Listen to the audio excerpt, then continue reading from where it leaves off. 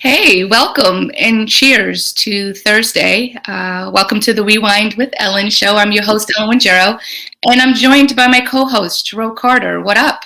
How are you? I'm good. I'm good. It's been a good week. Not too stressful, but I'm Okay. glad that it's winding down. How are you?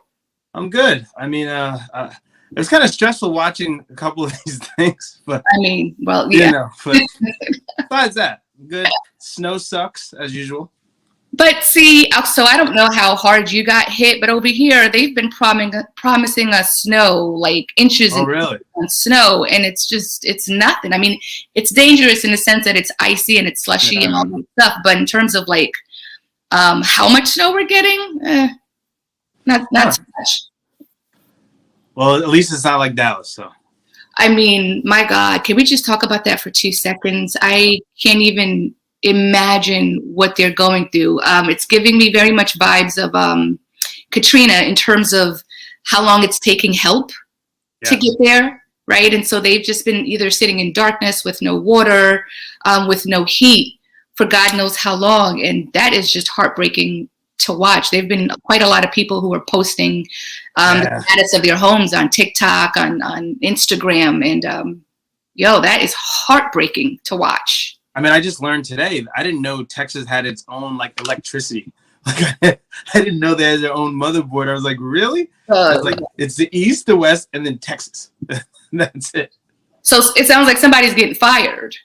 Oh, I mean, it's so complicated in a way, and they're trying to point fingers at everybody else. But at the end of the day, I mean, you can't treat people like this, right? Yeah. You got to address the situation. We can point fingers after the fact, but let's just address the situation and then go from there. I think the saddest thing I've heard so far is like, people dying in their cars, trying to warm up the car, and then the carbon monoxide got into the house and they died from the car fumes. I was like, what? And then people trying to do a coal fire in their house. I'm like, oh. Oh my God. Yeah. So those are the tough ones that you kind of hear, and just like, and then people's whole, they're like, oh, it's water leaking, and all of a sudden, boom, their whole entire ceiling just caves in. I'm like, oh. So thoughts and prayers to all of them, and whew. Yeah, for sure. Thoughts and prayers. Other than that, you're okay. All things are good with you. Yeah, let's do it. Okay, let's get this party started. So we're just doing 2 segments today, 2 very worthy segments, starting with Dave Chappelle Redemption and then ending with Judas and the Black Messiah. So Ro, you can kick off the party when you're ready. Okay, all right. So the first show we watched was Dave Chappelle. It's called Redemption Song. It's another installment of his stand-up. It's short and sweet. Mm-hmm. Eventually, Netflix is going to do a big series with that, but it's another just 10-minute clip that he posted. And so this is huge. Last week it came on Friday morning, so I was like, oh, what happened now? And when you think of redemption songs, you're like, oh, Bob Marley, or hopefully someone made it up to me in somehow, some way. But when he starts off the 10-minute stand-up, he's become now a storyteller. So he's telling us this story about what's been going on. He got COVID. The haters are out there, though, even though he just tried to, do a show and get people employed during this whole thing. And everybody's trying to figure out. I mean, he's probably the #1 celebrity that's tried to do it the right way with every COVID test, and people fly in, they have to do this, and that. So you always heard people doing like, hey, when Dave does a show, everybody's got to get screened. So it can happen again to anyone, right? There's no right way to treat it. And he did it his way. And then he went into the Capitol riots. And I think that shocked everybody, no matter what side of the table you're on. And he was angry, but in a good way, just explaining how can the same people that pointed the finger at Kaepernick for kneeling are on there now in the Capitol, waving Confederate flags and smearing feces all on the wall. And, because they're upset for 30 minutes. We've been upset way longer. Way longer. And if we thought we could do that, we would have done it already. So he really nailed that out of the park there. And then kind of wrapping it up, the redemption song comes full circle.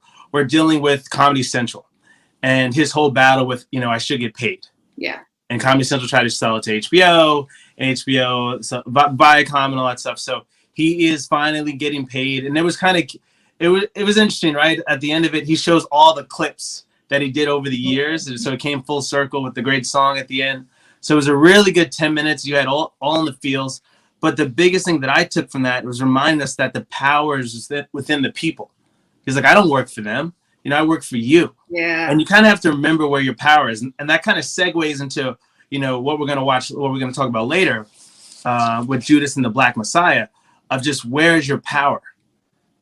You know, and how's that going to help you get what you want and what you need for your people? And so, yeah, it was beautiful. What did you think of it? I mean, I loved it. In 10 minutes, that he talked about so many different things. It felt like it was much longer than 10 minutes, just based on the heaviness within the content. But what stood out to me, or what it brought me back to, was his Unforgiven special back in November, and the language that he used for his call to action, right? He was all about, you know, I'm coming to you, I'm begging you, if you ever liked me, if you ever thought, you know, anything about me was worthwhile, I'm begging you, please don't watch that show, boycott me. And so he wasn't about boycotting the network, he focused on boycott me. So when you talk about knowing where your power lies, like, there's a man who knows where his power is, right? And he can call to action to those people that hold the power that he spoke about. And those people responded enough that it hurt Comedy Central's bottom line, right? Yeah, no value. There's no value in the show at all. No one's watching it. So. Right? So, I mean, and it says a lot about the power he holds, that he held all these years and that he holds today, that folks listened. And then now for him to double back with the show, respond like as an update, as a follow-up, if you will. Hey, hey guys, this was happening in my life, by the way. Right. Thanks for listening. This is what you were able to do. I was able to get my money, a whole gang of it. Yeah. And now I'm chilling on Netflix and life is good. And this is what it looks like to, one, stand in your power and know where it lies, and then know at the end of the day who you work for, or who you serve, rather. Serve is a better word. So I think you hit the nail on the head earlier when you used the word storyteller, because as I was watching that 10-minute clip, it dawned on me, and I don't think I've ever thought of him as a storyteller, but it was something about those 10 minutes that I was like, yo, he is a storyteller. He is a griot, right? And which he talked a bit about. I don't know if he talked about it in that 10 minutes or he talked about it when he received his Mark Twain special, Mark Twain Award. Yeah, he right, back in 2000. His mom would tell him that. Right. Yeah. Right. She raised him under the knowledge of, you need to be a griot, you need to be a storyteller, and those stories will forever be told. And when you die, those stories will forever live on. And so it made me go back and watch that ceremony, which took place in, I think, October 2019 in DC, in my hood, at the Kennedy Center. And Jon Stewart was one of the people that spoke about him. And I loved what he said about Dave Chappelle. He said, I don't know anybody who cares more deeply than anyone who gives less of a fuck. And that's Dave Chappelle. That's Dave Chappelle. And those two emotions are mutually exclusive in the best way possible. And I can relate to that. I'm looking at Dave Chappelle under a whole new light now. I mean, I've always had respect for him, but something about how he finessed this situation says a lot about the man that he is. I was going to ask you a question. I was like, do you like the new Dave Chappelle comedy, or do you like the new wave of comedy coming in? Like, is he setting a bar, or is he setting himself so apart from the normal comedy that we're used to? I mean, what's so different about it from what he's been doing? I mean, obviously it's evolved in content, but in terms of delivery. Well, it's deeper, right? Exactly. The content is deeper. It's more serious, but then there's jokes like underneath it. Yeah. You know, so it's like not that slapstick funny anymore.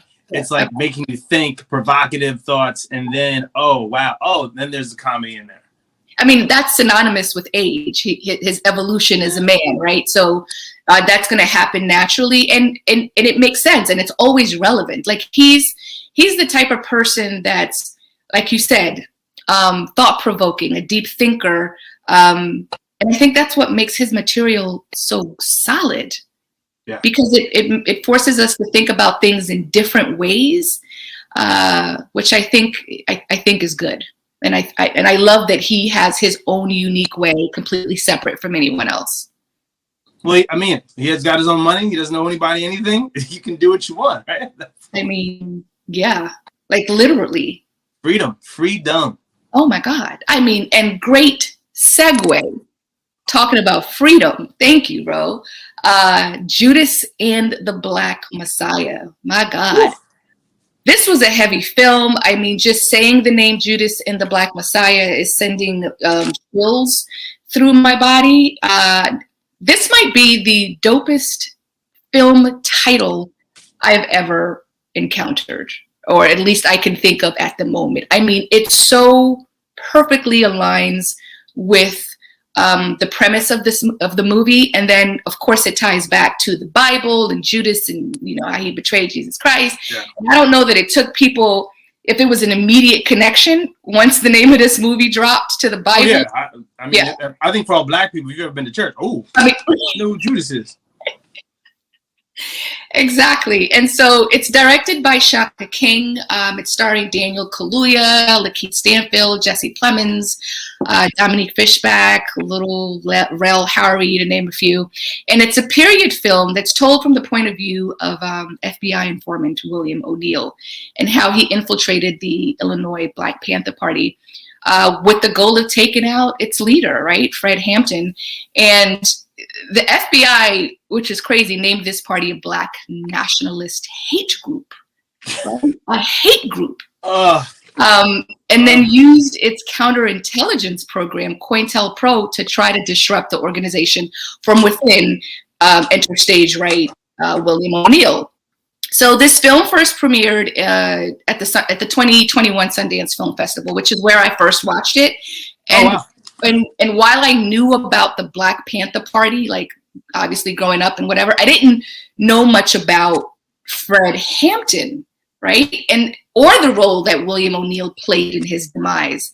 And so that's what I love and respect about filmmakers, right? They are modern day educators and they bring hidden or forgotten history to life. And so I know I'm not alone in not knowing as much as I should about the impact Hampton had. And what blew me right off the top was the fact that he was only 21 when he died. I thought he was a grown-ass man. Not that 21 isn't a grown-ass man. I'm thinking this dude was 35 or maybe 40, but he was, in all intents and purposes, a young man. He was still a kid in some way, but not really, right? Age-wise, yes, but mentally, he was wise beyond his years. And so I'm so grateful that the Lucas brothers and Shaka King and everyone else that was involved in bringing this film to the forefront, I'm so grateful that they did, because I feel like it's kind of reinvigorated something. And I can't speak on behalf of everybody else, but I know for me, I've just been going down rabbit holes, trying to learn as much more as I can about Fred Hampton. What are your thoughts? There's so many avenues you went down, so I'll try. I know. All right. My bad. I will give my frustrating part of the film afterwards, but I'll just tell you what I thought of the film to begin with. You did a lot of comparisons. And so, I thought about that age, young person who speaks so intelligently. And I was like, in my lifetime, have I seen that? And so I started thinking in my head, like, who was just so prolific and spoke well, but caught your attention at the same time, right? Yeah. And so I wasn't around when, Malcolm and Martin, and I wasn't around with Fred Hampton. And so I heard of Fred Hampton, but only from a Jay-Z song. So I knew that. So I was like, Fred Hampton, I was born on the day Fred Hampton died. And then I was like, oh, okay, I know that. But then nothing triggered in my head to look that up. I thought it was just another Black man being killed by the NYPD or something like that. I never looked into it. And so this had me look on all his speeches. I was like, wow, just to get his mojo, his bravado, just really understand who he was as a person. And what I love about these films now that we're seeing is that you're seeing a gentler side. Even though they're very political, you're seeing a sensitive side to the man as well. I think old movies, they just saw this aggressive, like, I had to be this way in order to get things done. but you're seeing the vulnerability of everyone in these films, which I love. Yeah. So anyway, to go back to that, my list was like Amanda Gorman, who spoke at the inauguration. Like her voice at 20 years old, I was like, oh wow. I was like, I need to go back to school. That's right. And then Tupac and Biggie. Those are only two other people that were assassinated, but also were murdered. But spoke, and when they spoke through song, but it's still, Tupac was a poet in his own minds, in his own rights, in terms of the way he wrote. And I was like, that spoke to you. And then I was a young white girl, Greta Thunberg, and she, because she's all about the climate, she provoked something out of people and out of white men that just frustrated them to no extent. So I saw that frustration that they saw about Fred Hampton. You know, when J. Edgar Hoover is talking about this, comparing them to Russia and China, like, are you kidding me? They have missiles. Like, come on. And so my only gripe with this film is that it didn't do enough just to show all the good things that the Black Panthers were doing, and showing how they showed a little bit of how they're helping the community and more focus on Fred Hampton's story. But I really wish it was such a huge opportunity where they really could have delved into like showing that all the things they did to these communities. And so I think that's what was the only that in my mind that was missing. Otherwise, it's a perfect film. I really loved it. The story, I watched it 6 times. So I was just trying to like get every angle of it and really try to understand. And then watching interviews with Lakeith Stanfield's character playing William O'Neill, and he's all messed up. He's still messed up. He said it was one of the darkest characters he's ever had to play, because you're going against your own people and having to do that, but also survive on your own. And I'm just looking at him in these interviews. He's like, and one person asked him, was like, "Are you okay?" And he's like, "Thank you for asking." He's like, "I am not. I'm still working with somebody, and I'm really going through this stuff." So just imagine what the actual person was dealing with back then at that time, and just trying to survive, but also realizing that you're taking out someone who's just trying to help everybody. So anyway, that damn Will. Oh my God. So all right, you touched on a couple of things. You open, I open another door, and then we'll try to close the door together. All right. In terms of how you thought the film could have been better, there's a really dope interview that blackfilm media correspondent Koku Puff, shout out to Koku. I watched it today. Yeah, that she interviews the director of this film, Shaka King, and he tells a really good intro story about how or why the decision was made to tell it from this point of view. Right. So while, it could have all been about all the wonderful things that Black Panther Party accomplished, it might not have been received or accepted the same way as opposed to how it was delivered. Right. It came from this super political and FBI perspective. And so it was just good business to do it that way, right? And I guess I understand that. I understand that. And I mean, while we've heard quite a lot about the Black Panther Party, we don't hear a lot about William O'Neill. So I do appreciate this point of view because it was completely different, right? We are now, seeing life from the perspective of the man who caused Fred Hampton's death the way that he did. Maybe if William O'Neill wasn't a part of it, Fred would have died in some other way, shape, or form, probably in his 20s. And he talked about it in his speech, his homecoming speech after he came home from jail, he seemed pretty positive that he was not going to die from a bad heart or from old age. He was going to die being there for the people, right? And so His wife didn't like that. Oh, you saw her face, right? She was clapping up until that point. And like, we got a baby, right? Hello. Yeah, that was a real moment, right? Because I think up until then, maybe she hadn't thought about the fact that the love of her life and the father of her unborn child might have an early demise, and so that was a rude awakening. And what else did you say? You talked about Lakeith Stanfield. And I wanted to say, I saw an interview with Daniel Kaluuya. I forget who was interviewing him. And And he was talking about how difficult it was for him to come out of that character once the filming ended. Like, it took him a minute. Like, he had to seek help to remove himself or to remove that character from his spirit. And when you think about the heaviness of that, right? So going back to your point, could you imagine what Fred Hampton was going through when he was alive? Like the angst and the fear, or maybe he didn't have it. I didn't feel the fear, right? I felt like I have a goal, and if I'm gonna die, I'm gonna die, but at least I'm doing it for my people. So as long as I have that, I'm good. Right. And which is the same sort of idea and goal that Malcolm had and Martin had. And so it was this fearless energy of, I signed up for this. I know what's going to happen to me, and I'm going to do it anyway. And so the juxtaposition of those two characters, of Fred, who was willing to die for the people, and Bill O'Neill, who was just anti him, losing money or losing power, or losing his life on behalf of other people. Like wow, that was crazy. It was. Yeah. And so, I mean, this film for me, it's evoked anger, it's evoked sadness, fury, and anytime I've watched it, it's just tears.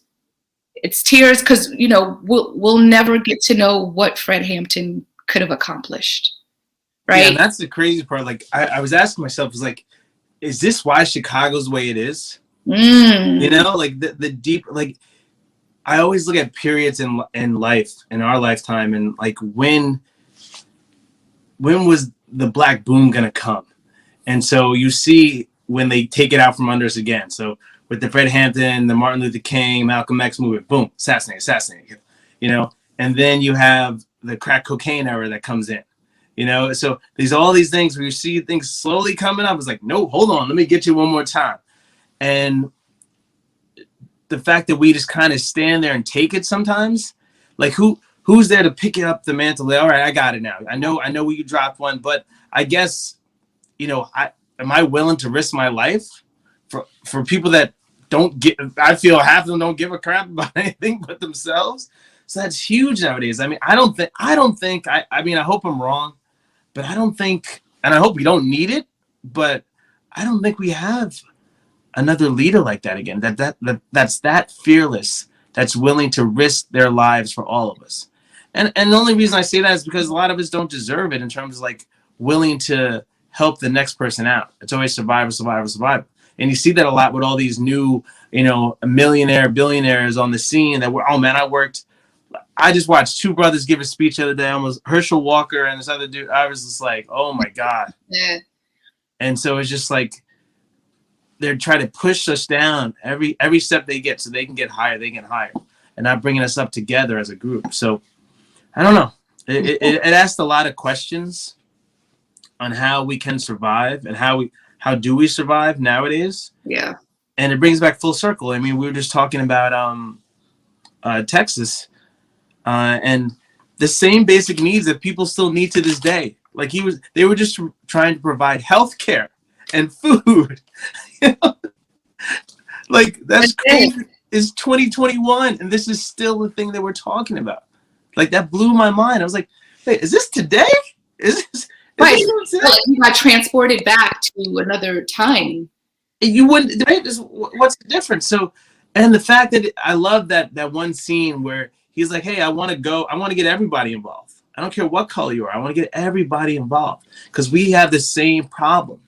And so that's what we need nowadays, someone to really point that out without being, oh, well, he has his own agenda. It's like, no, the agenda is all of us working together instead of fighting each other again. Obama comes to mind. That same sort of mentality and, yes, we can, and we can do this together.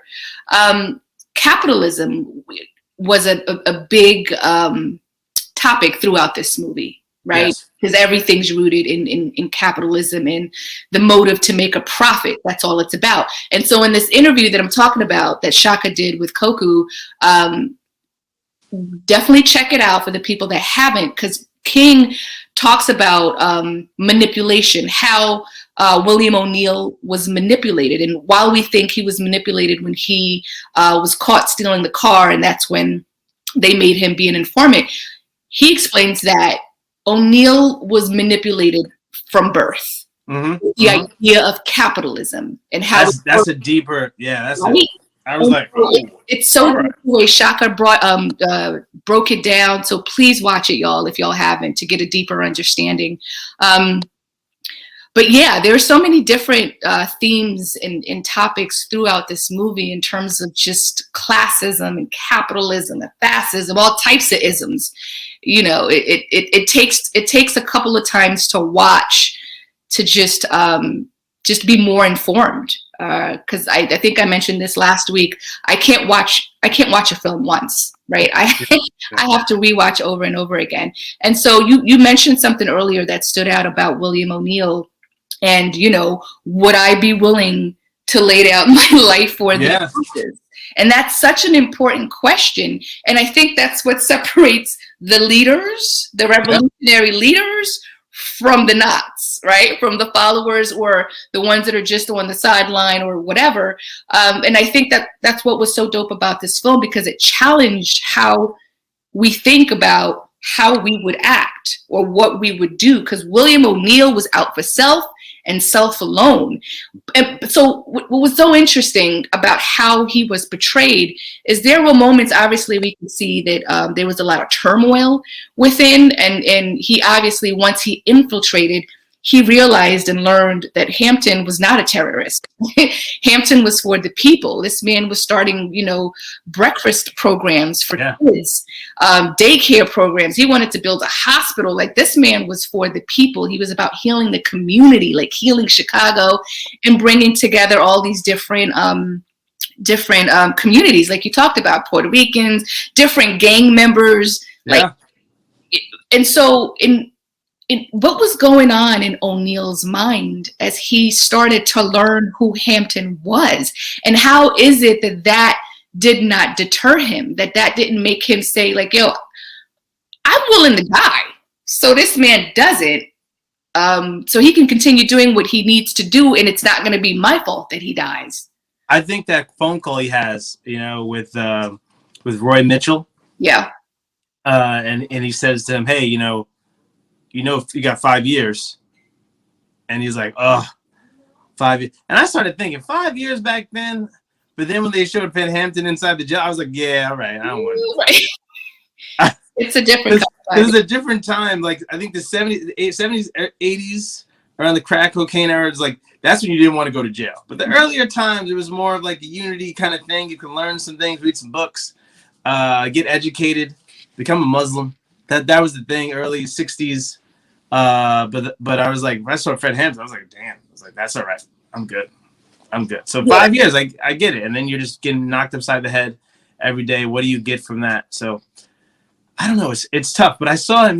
You see him fighting with himself, right? That internalizing, like, what do I do? What do I do? This guy is a really good guy. And he's like, you've already arrested him. What more do you need? You've burned down this is the whole thing. Like, what do you need? Like, you've done everything you want. No. He's still a threat. And that's crazy to me. Like, shout out, even though he was only in the movie, 5 minutes? But Martin Sheen played amazing J. Edgar Hoover. I hated that character. I didn't even life itself. 10 minutes, and I was like, oh my God. It was like, please, someone, please. Put him out of his misery. But going back to what, you know, that mindset, too, to be that evil, to not see it. You know, when he sits the young officer down, young FBI agent Roy Mitchell down, he says, you know, I have to just, that was rough. Your daughter, right? You know, what are you gonna do? He's like, what do you mean, sir? My daughter. It was like, when your daughter brings home a black man, what are you gonna do? And he's like, my daughter's a baby. What do you mean, sir? He's like, at some point, your daughter is gonna bring home a black man. Oh, she would never do that. Oh, so what are you gonna do? And it was just crazy because the FBI agent Roy Mitchell, it was weird because they had a cool relationship, right? Him and William O'Neill. Yeah. Like, he let him in his house. Like, normally we watch another film, right? We watch the Miami when Jim Brown tried. He was like, "Nah, you can't go in my house." That's right. So, like, this guy sitting down, having a cigar. Yeah, anything you wanted to drink, you could touch top shelf. I was like, so you get caught off guard with that, right? He's like, he trusted him because he was working for them. There has to be some trust there, right, in that relationship that they have. But to just see him as another person, and even he kind of contradicted himself. He's like, I believe in this in people having rights, but you have to earn it. And I'm like, what do you mean? What do you mean by that? Right. Like, what do you think they're doing? And so that narrative, and that's why I said, I'll say it again. It was like, it's a huge opportunity missed because there are white people out there that they're going to watch this film and they're missing the point of this, of how important the Black Panthers were. And they weren't all this like cop killers and all this other stuff. And so that's what I'm saying. Like, I think you have a huge opportunity to change a couple more minds and really understand and comprehend what the message was. But I think it might just get blown by on a lot of people. And the only reason I say that because I grew up in Staten Island, and it's just, you almost have to make it blatant. I mean, it's not blatant enough that you want to take out a group. No, I'm telling you. Are you kidding me? As crazy. I kid you not. It doesn't get any more blatant than this. I'm telling you, you need 20 more minutes. I understand. I agree. You're saying to me that if you think it would take people seeing all the good the Black Panther Party did for them to understand what? Yes. To understand what, though? That the Black Panther Party weren't cop killers. They were protecting their own. Yo, that's the label that's a label that they have. Yes. So do you think this film? So basically, you're saying this film did a disservice to the. No. I don't say it does disservice. It opens up the door, but it just gives you a little crack, like a little peek. The message is there, but again, if you're not at that level to really sit down and look at that, I mean, you could be like, oh, well, you see, this is why they did that. The girl was shooting him outside the window, so that's why they lit on fire.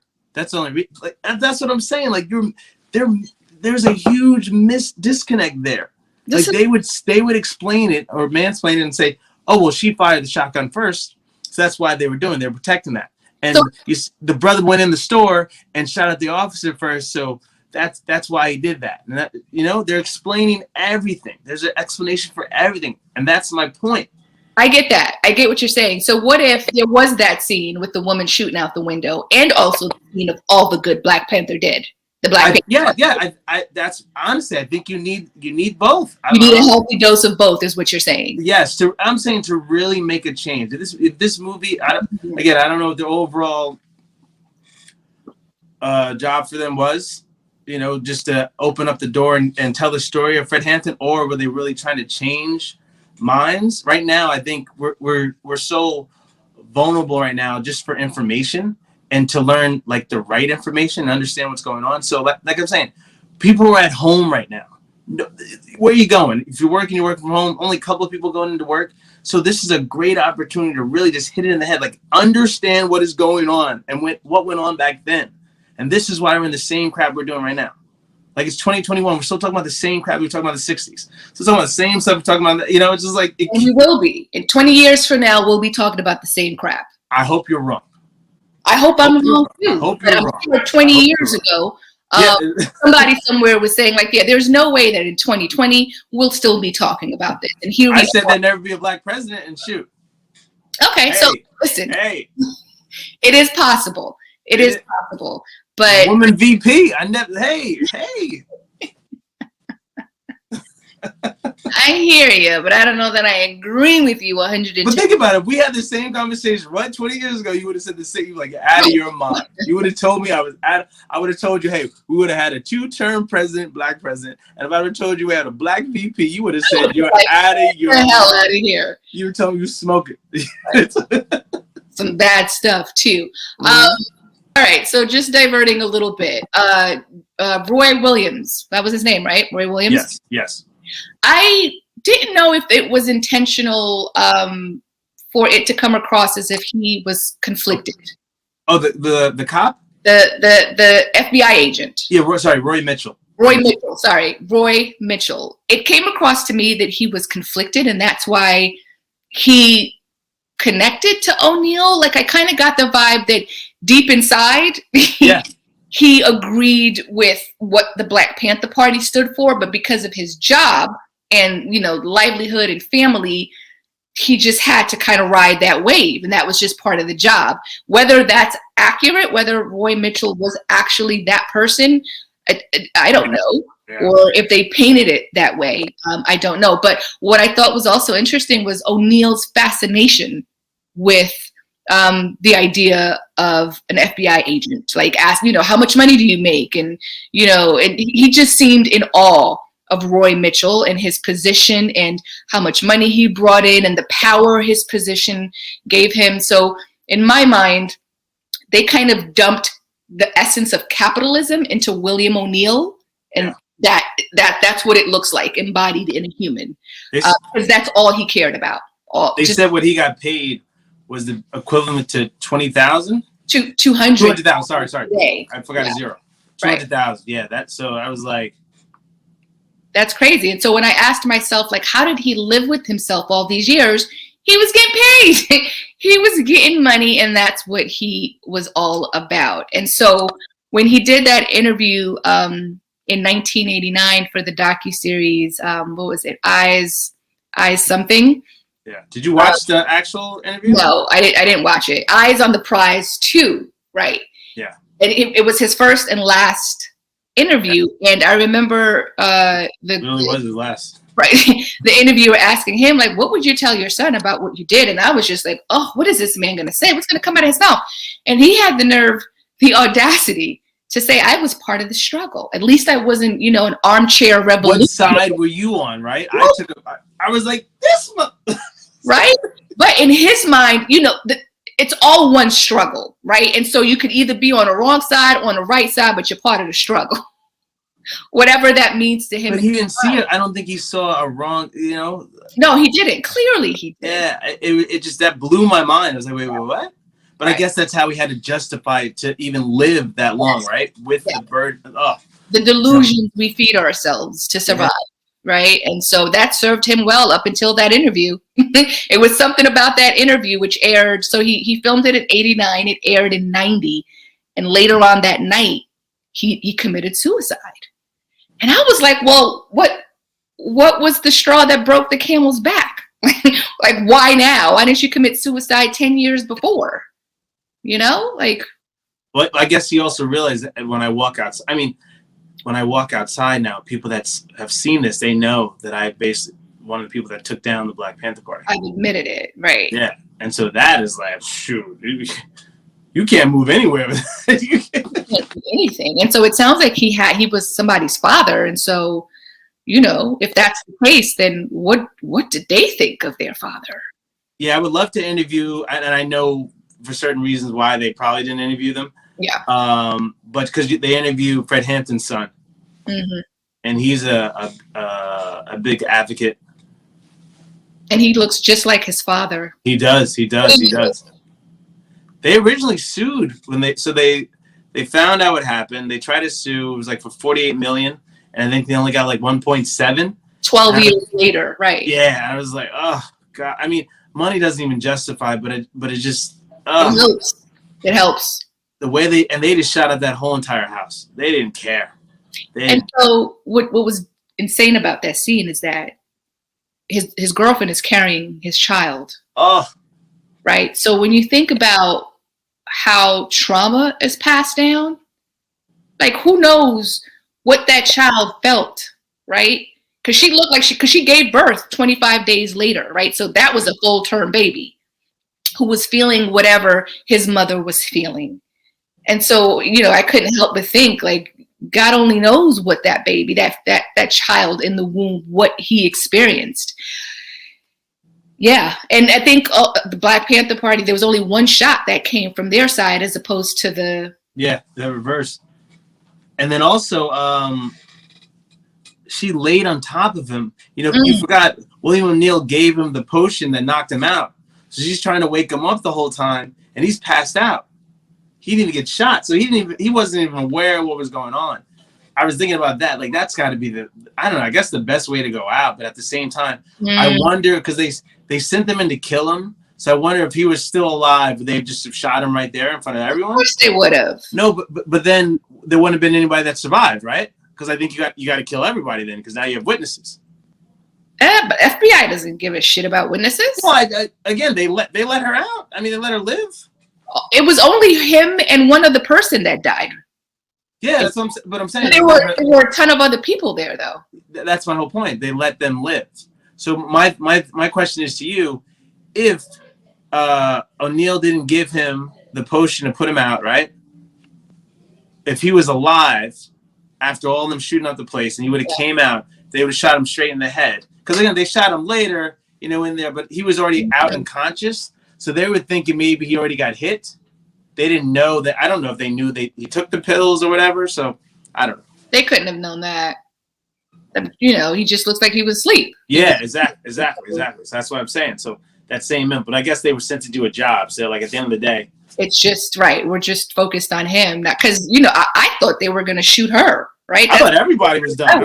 But you make a valid point. Back then, you could just shoot anybody. What you gonna say?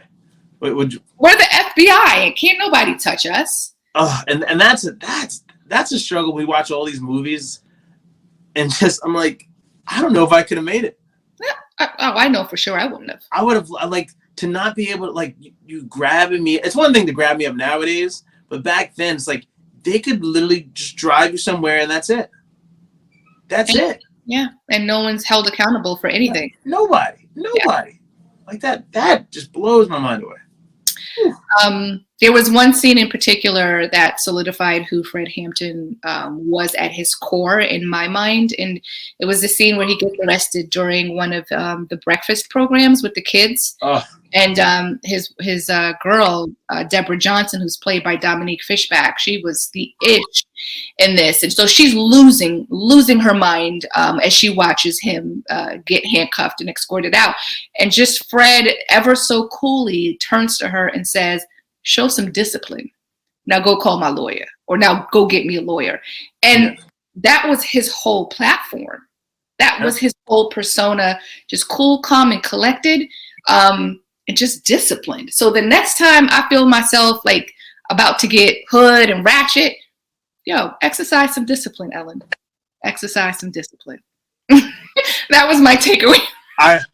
Oh man, I can't wait to see this when COVID's over. I can't wait to see you exercise your discipline. That's going to be exciting, ladies and gentlemen. You're going to love that. Wait for it. Hold on. She's going to exercise her discipline in a sec. Give me 1 second. Pray for it. That's funny.